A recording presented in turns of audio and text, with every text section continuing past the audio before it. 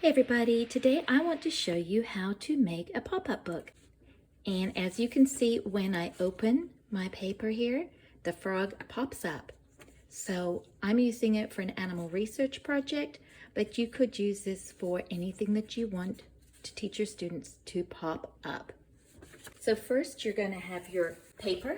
You're going to fold it in half from the top down to the bottom. Line up the corners super carefully. The better you do this, the better your pop-up's going to look. So I'm being really careful.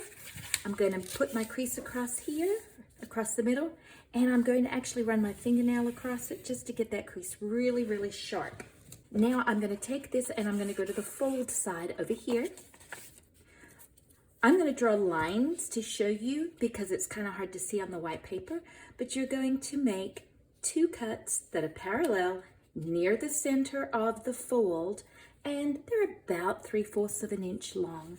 It doesn't matter exactly, just that they're about the same size and parallel. So I'm going to cut on those two little lines. Now I'm going to put that paper down. I'm going to fold that little flap. And again, I'm going to use my fingernail to go along there and make it really a sharp flap. I'm going to turn the paper over and I'm going to do the other direction as well. This is the step that makes the pop pop. It makes a difference. Okay, so then if we fold this flap back out and open our paper most of the way, I can then push down right here. And you see how that's popped through now? I poked it from this side. And now if I turn over, I'll have to do it again. Let me try it again. I'll poke from behind, and I want to get this piece to pop. There we go. As you can see, now we've got a piece that sticks up in the front there. Can you see that?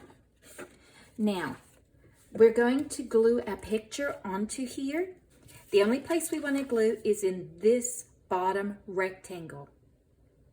Next, you're going to get your picture that you're gluing on, whatever that might be. I have made a giraffe because that seems an appropriate animal to put on the African savanna. You'll notice that my giraffe is not quite as tall as this paper. You don't want it to be any bigger than 1/4 of a sheet. So I would give my students a 1/4 sheet of paper or smaller to put their animal picture on. So I'm going to cut out my giraffe. There's my giraffe. You'll notice I did not cut out the legs. I could have done so, the spaces between them, but then I have to deal with glue over here and I don't want to deal with the glue coming through.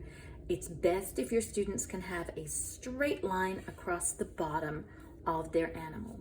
Now I'm going to put glue only on this portion right here where I colored, the bottom rectangle of the pop-up part. You'll notice I don't want glue to get out here. I don't want it on the top part of the pop, only the bottom rectangle.